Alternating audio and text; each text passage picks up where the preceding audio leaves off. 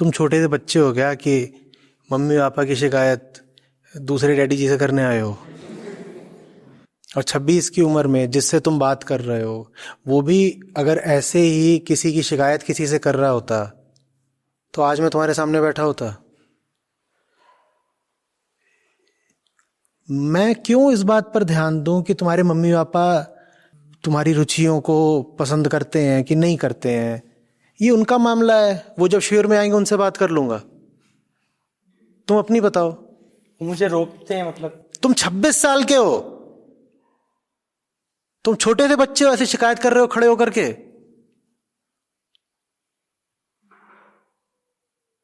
ये लाज की बात है। मम्मी पापा रोक रहे, मम्मी पापा रोक रहे हैं। 2 साल के हो, 6 साल नहीं, 26 साल के हैं, कैसे रोक रहे हैं? उन्हें दिख ही रहा होगा कि तुम रोकने लायक हो, इसलिए रोक रहे हैं। एक जवान शेर को कौन रोक सकता है? तुम जवान हुए ही नहीं, इसीलिए तुम्हें रोक रहे हैं। मैं रोकने वालों की बात करूं या रुकने वाले की? हाँ तो अपना बताओ ना, तुम्हें कैसे कोई भी रोक लेता है? ये जो तुमने पूरी कहानी सुनाई, ये सुनने में ही भद्दी थी।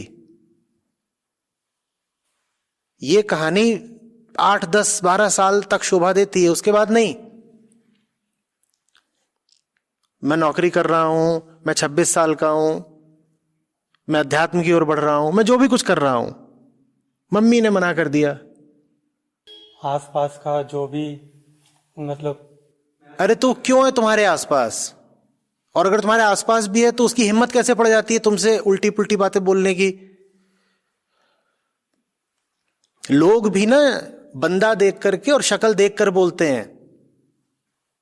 तुम शेर की तरह रहो, शेर की तरह जियो, किसी की खुद ही हिम्मत नहीं पड़ेगी तुम पर आक्षेप आपत्ति करने की। पहली शर्म तो तभी आ जानी चाहिए जब कोई आ करके तुम्हारे मसलों में हस्तक्षेप करे। बात यह नहीं है कि उसने जो भी कहा वो सही है गलत, बात यह है कि उसने जो भी कहा उसने कह कैसे दिया। जरूर तुमने ही ऐसे सिग्नल दिए हैं कि मैं कमजोर आदमी हूं और मुझसे कोई कुछ भी कह सकता है। तुमने अपना ब्रांड ऐसा लुचुर पुचुर बना के रखा है।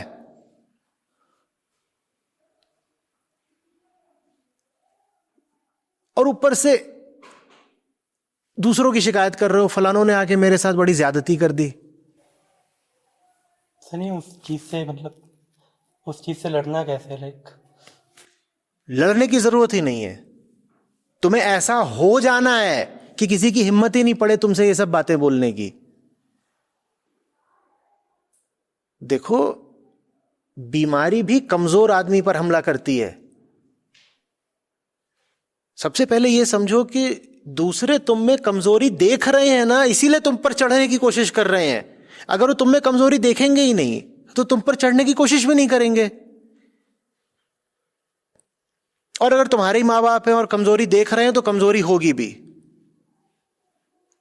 वो बिल्कुल तुम्हारी असलियत से वाकिफ है, उन्हें दिख रहा है कि ये लड़का तो है ही कमजोर, तो इसका हाथ उमेट सकते हैं, इसके कान भी मरोड़ सकते हैं। नहीं तो 26 साल के जवान पर कौन धौंस चला सकता है?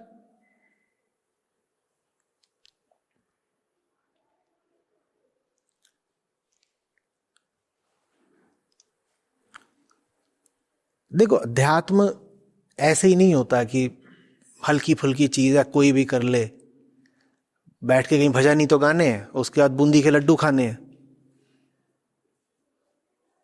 ये पंजीरी वाला अध्यात्म किसी काम का नहीं होता कि छुन्नू गया मंदिर की घंटी बजाई और वहां पे चरणामृत और पंजीरी लेके वापस आ गया और धार्मिक क्या ला गया।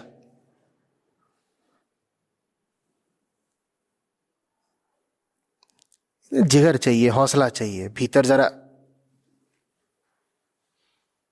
आग चाहिए, आंखों में तेज चाहिए।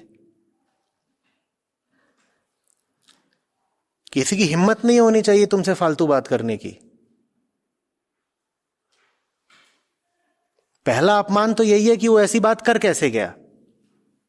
उसके बाद तुम उसको सजा दे लो, चाहे उसको मना कर दो, इससे नुकसान की भरपाई नहीं होने वाली। सबसे पहले तो यही पूछो अपने आप से कि इसने ऐसी बात करी, माने इसने मुझ में जरूर कोई कमजोरी देखी है, कर कैसे दी ऐसी बात।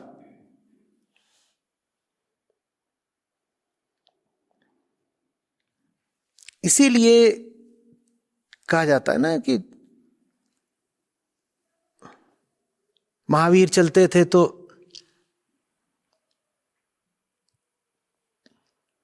जो हिंसक पशु भी होते थे वो बिल्कुल ऐसे गाय की तरह हो जाते थे।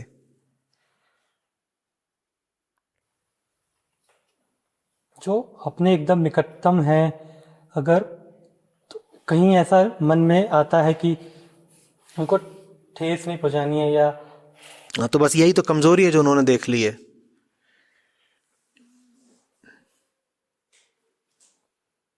यही तो कमजोरी है जो देख ली है तुमने, उन्होंने।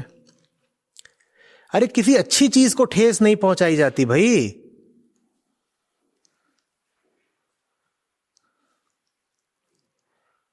तुम्हारे घर में जाले लगे होते हैं, तुम क्या बोलते हो, इनको ठेस नहीं पहुंचानी है। तो अगर आंखों में जाले हो, कैटरैक्ट, उसको भी ठेस नहीं पहुंचानी है। जब घर के जाले भी हटा देते हो, आंखों के जाले भी हटा देते हो, तो मन के जाले क्यों नहीं हटा सकते? वहां क्यों बोलते हो अरे मैं किसी के मन को ठेस कैसे पहुंचा दूं? वहां क्यों बोलते हो?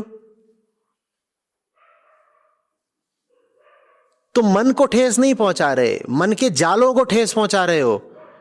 और तुम जिसके मन के जाले साफ कर रहे हो उस पर एहसान कर रहे हो।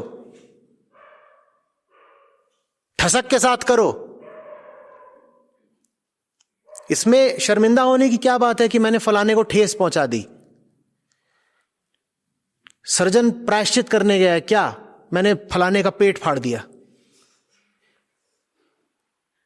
भाई तुमने एहसान करा है उसकी सर्जरी करके, तुम प्रायश्चित किस बात का कर रहे हो?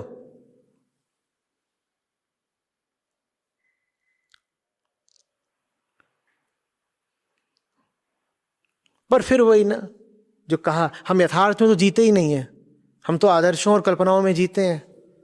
और तुम वो आदर्श पुत्र जो माँ बाप से बहस नहीं लड़ा सकता।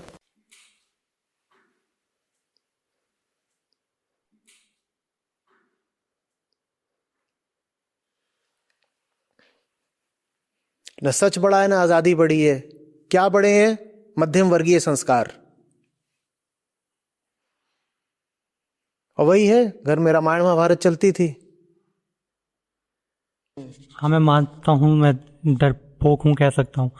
इस बात पे गिलानी भी आती है, कभी बहुत बार आती कि कई बार उनसे जो चीज़ कहनी है वो नहीं कह पा रहा हूँ। जैसे कि अभी मैं आके थोड़ा दूध वगैरह, डेयरी वगैरह बिल्कुल एक तरीके से छोड़ दिया है, ना के बराबर है।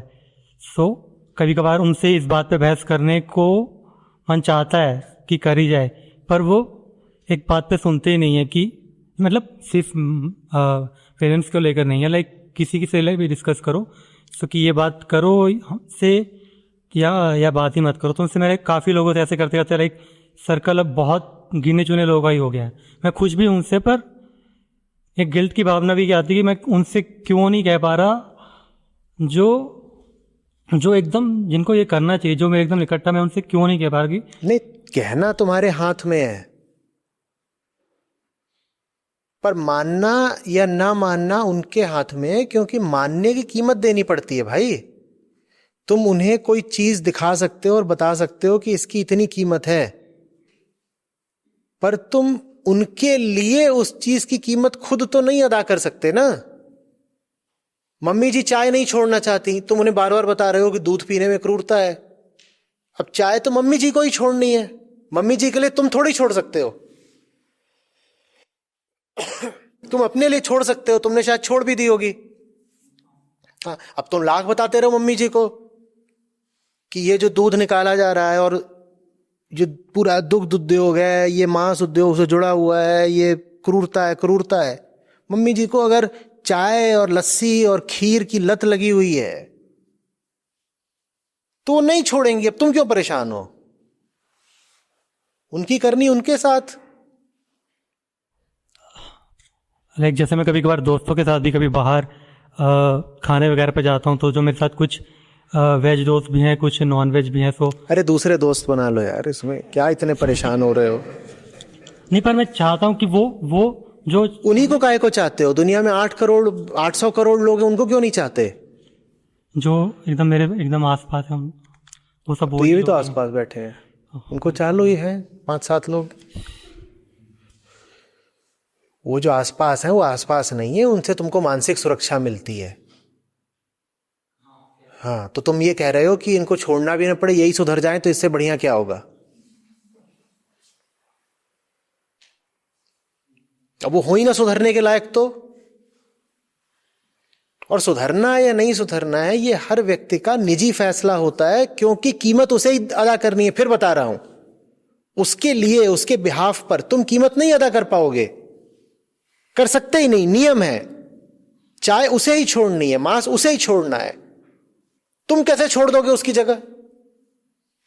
अब वो नहीं छोड़ने को राजी है, तो अब ये उसका अपना स्वाधीन फैसला है।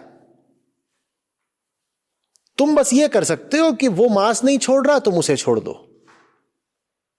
हाँ, मतलब उनका ये कहना था कि हमारे इस चीज में दखलंदाजी नहीं, मतलब इन चीजों में दखलंदाजी, मतलब एक तरीके से तुम इंटॉलरेंट हो रहे हो या हर एक चीज तो तुम्हें ये सुनना क्यों जरूरी है? वो जो भी बोल रहे हैं, इंटॉलरेंट हो रहे हो, कुछ भी बोल सकते हैं। वो बोल सकते हैं कि तुम कुछ और हो रहे हो, तुम एलियन हो रहे हो, तुम यूएफओ हो गए। वो तुम्हें कुछ भी बोल सकते हैं, तो उससे क्या हो गया? बात ये नहीं है कि वो बोल रहे हैं, बात ये है कि तुम्हें कौन सी मजबूरी है कि तुम बैठे बैठे सर झुकाए सुन रहे हो? उठ के चल दो। वो बोल भी इसीलिए पा रहे हैं क्योंकि उन्हें पता है कि तुम सर झुका के सुनते रहोगे, कुछ भी बोले। और जब आपको पता है कि आप कुछ भी बोलेंगे, सामने वाला सर झुका के सुनता ही रहेगा, तो फिर आप वास्तव में कुछ भी बोलेंगे। आपकी बेहुदगी की, झूठ की और बदतमीजी की फिर कोई सीमा ही नहीं रह जाएगी। जो सामने बैठा है वो तो ऐसा ही है, रीढ़ के बिना लुचुर लुचुर बैठा है, वो कुछ भी बोलो सुनता रहेगा। जाहिर सी बात है बेटा, क्योंकि सुनने सुनाने की बात नहीं है, कीमत अदा करने की बात है। जो भीतर से तैयार ही नहीं है कीमत देने को, उसकी कोई प्रगति या सुधार कोई दूसरा कैसे कर देगा?